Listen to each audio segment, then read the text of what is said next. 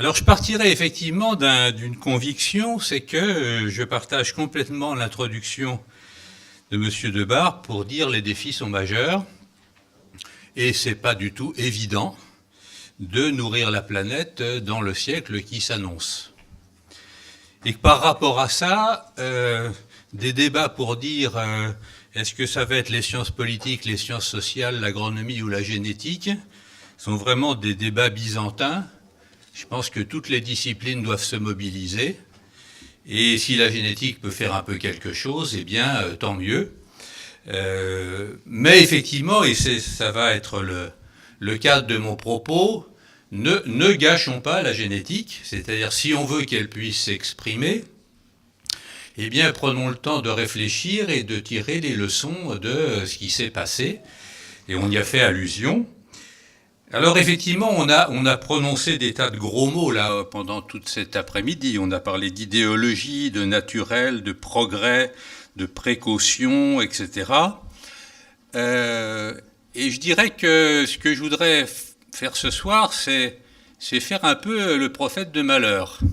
Alors, vous connaissez la définition d'un prophète de malheur.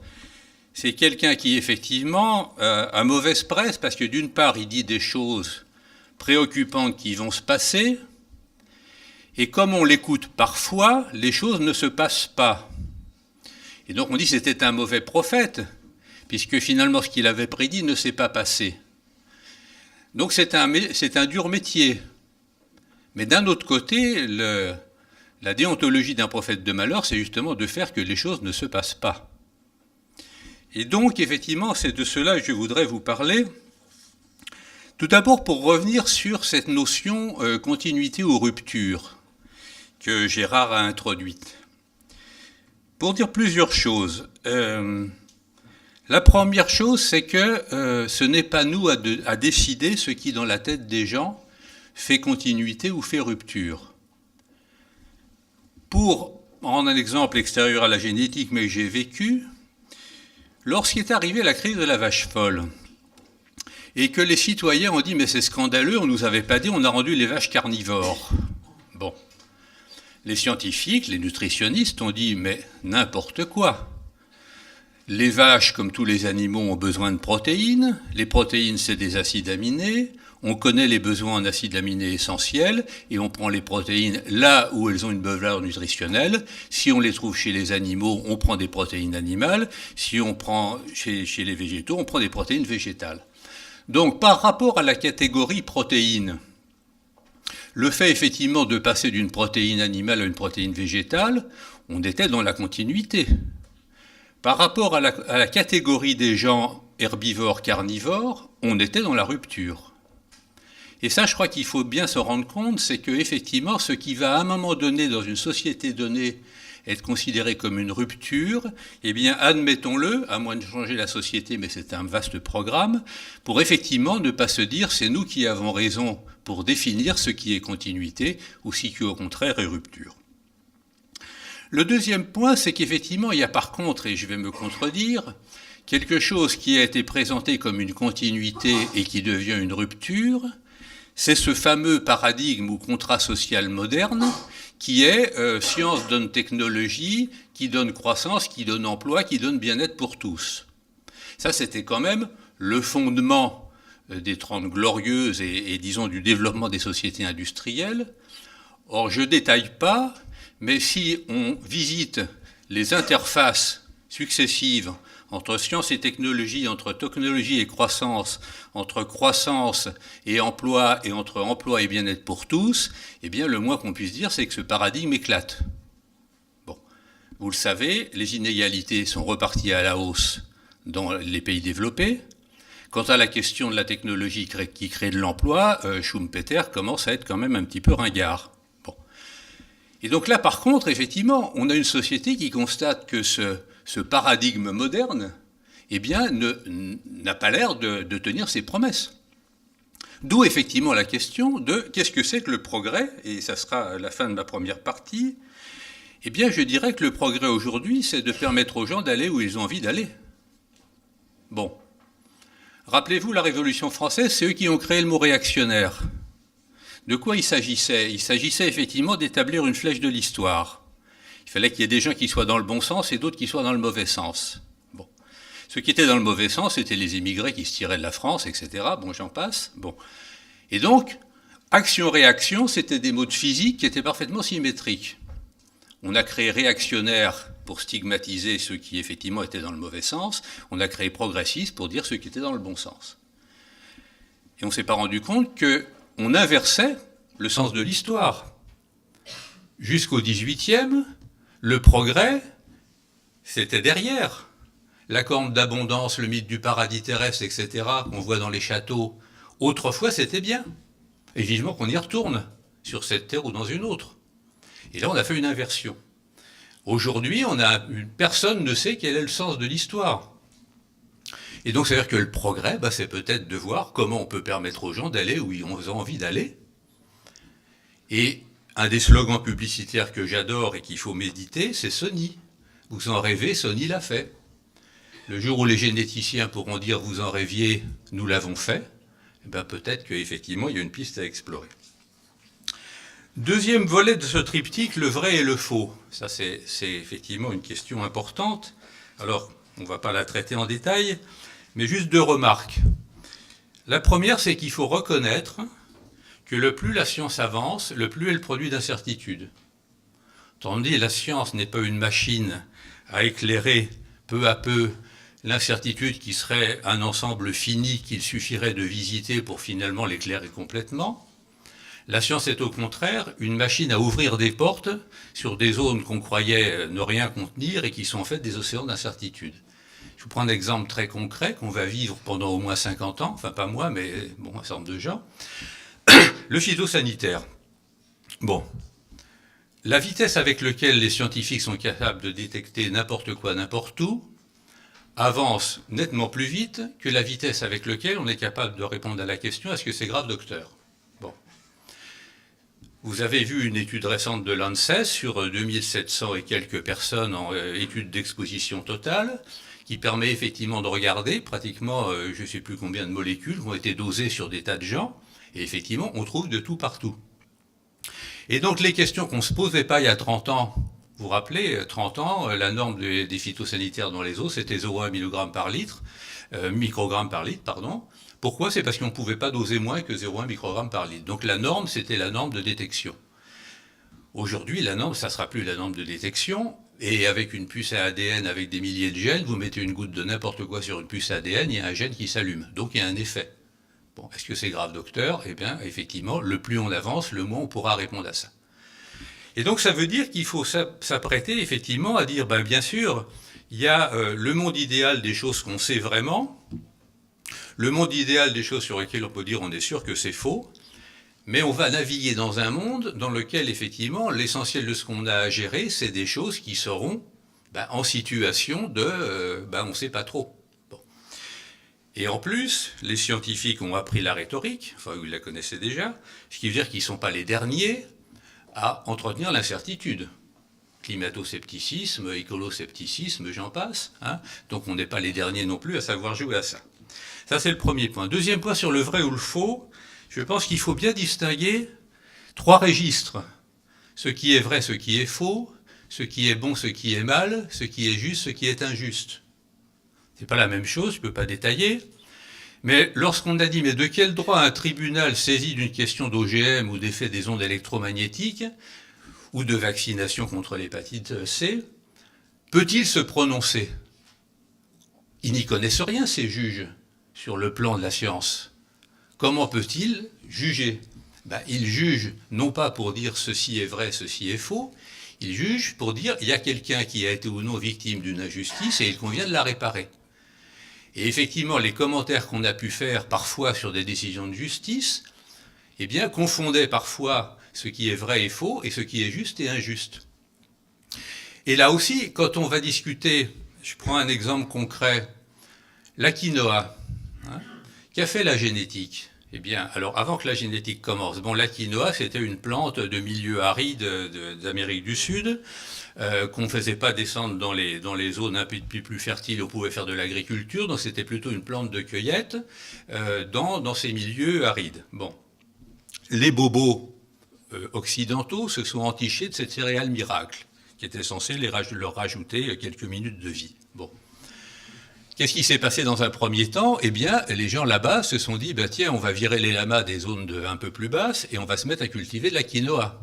Bon, il faut intensifier.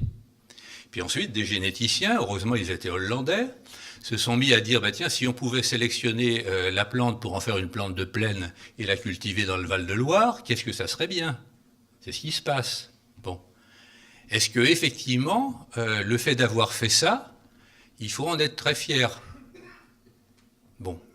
Autrement dit, est-ce que c'est bon ou pas bon? C'est pas une question de vérité ou de défaut.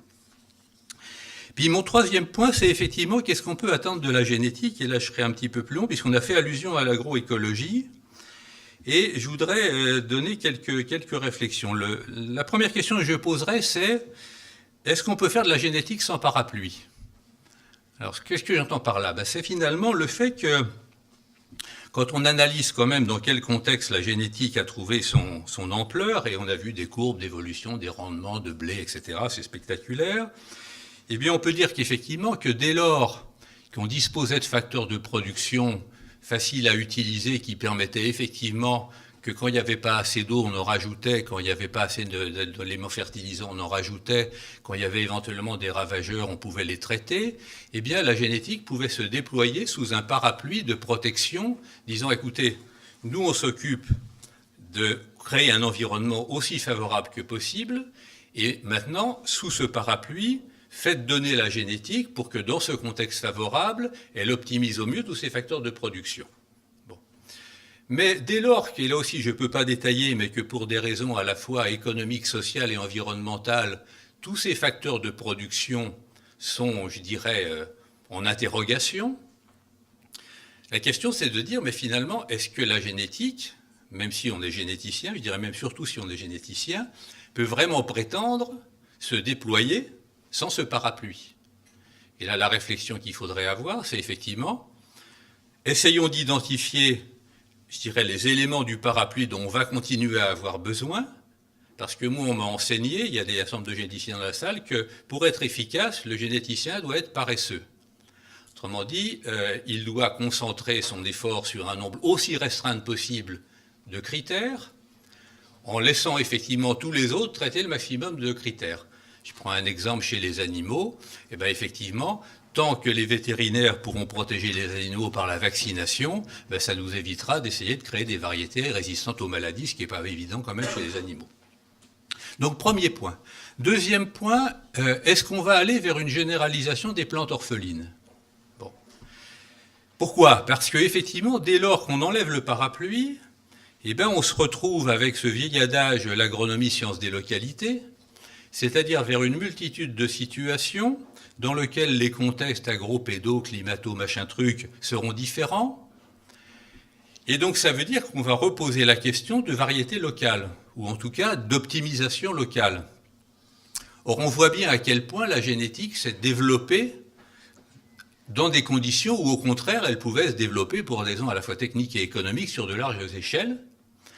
Et donc la question, y aura-t-il des gens au rendez-vous de cette demande locale d'optimisation de systèmes, qui en plus seront éventuellement à repenser parce qu'ils évolueront avec les changements climatiques ou autres?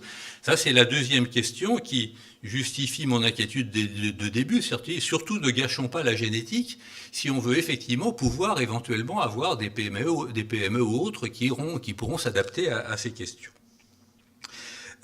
Troisième question, est-ce qu'on peut sélectionner un écosystème? Qu'est-ce que je veux dire par là? C'est que on voit bien que l'agroécologie commence à véhiculer des discours du genre il faudrait avoir non pas une variété donnée dans un milieu éventuellement abiotique ou en tout cas très simplifié, mais il faudrait éventuellement mélanger des variétés, il faudrait éventuellement cultiver ensemble des espèces annuelles, des légumineuses et des céréales par exemple, voire des cultures pérennes et des cultures annuelles, l'agroforesterie. Et puis, il faudrait retrouver ce qu'on peut faire en termes de biologie des sols, c'est-à-dire voir si on ne peut pas associer aux racines un certain nombre de micro-organismes. Donc, on est en train de dire, voilà, il faudrait reconstituer un écosystème un peu plus complexe.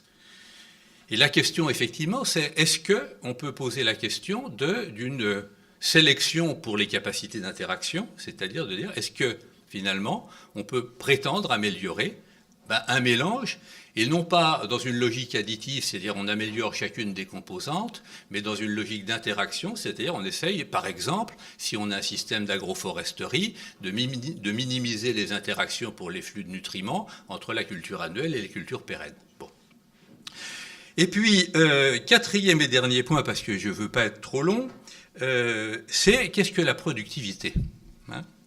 C'est-à-dire que, et ça aussi c'est un des messages de l'agroécologie, c'est de dire finalement, si on évalue les systèmes de production dans l'ensemble de leurs produits ou de leurs externalités, pour prendre un mot d'économiste, c'est-à-dire dire, ben voilà, un système de production, ça va produire des ressources alimentaires, mais ça va produire des externalités positives éventuellement, ça peut fixer du carbone, ça peut faire des choses comme ça, ou négatives, ça peut contribuer à émettre des gaz à effet de serre, ça peut contribuer à envoyer du nitrate dans les nappes, etc. Bon. Supposons un sélectionneur vertueux, il y en a, qui disent, ben voilà, moi j'ai fait une variété de blé qui, du point de vue de sa productivité microéconomique, produit un peu moins, donc vous allez gagner un peu moins d'argent, mais qui stocke plus de carbone dans les sols, par exemple. On pourrait imaginer bien d'autres situations. Personne ne va lui acheter. Bon, ou alors vraiment un agriculteur vertueux, donc il faut un généticien vertueux, un agriculteur vertueux, ça quand même, puis un acheteur vertueux, ça quand même beaucoup. Bon. Et donc la question qui se pose, c'est effectivement, et on y a fait allusion aussi sur l'articulation entre la puissance publique et la puissance privée, si on veut effectivement une génétique qui regarde effectivement des objectifs de développement durable et la production non seulement de biens privés, mais de biens publics ou de biens communs, eh bien la question effectivement de son financement va se poser. Je prends un autre exemple, parce qu'on a dit c'est bien, on va de plus en plus vite. Bon.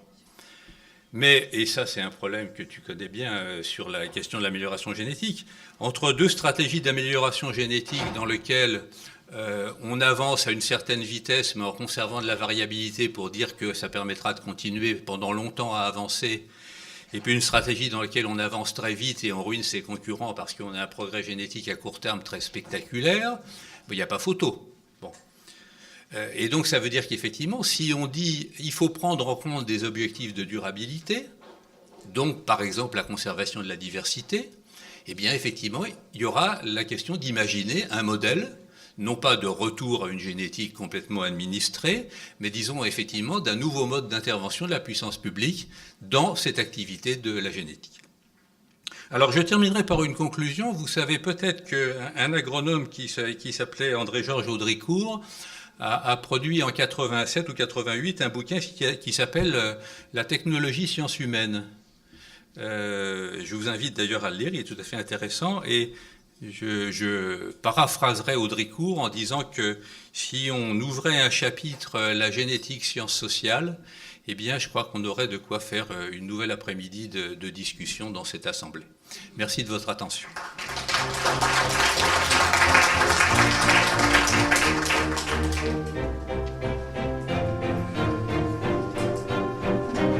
Merci beaucoup à tous nos intervenants.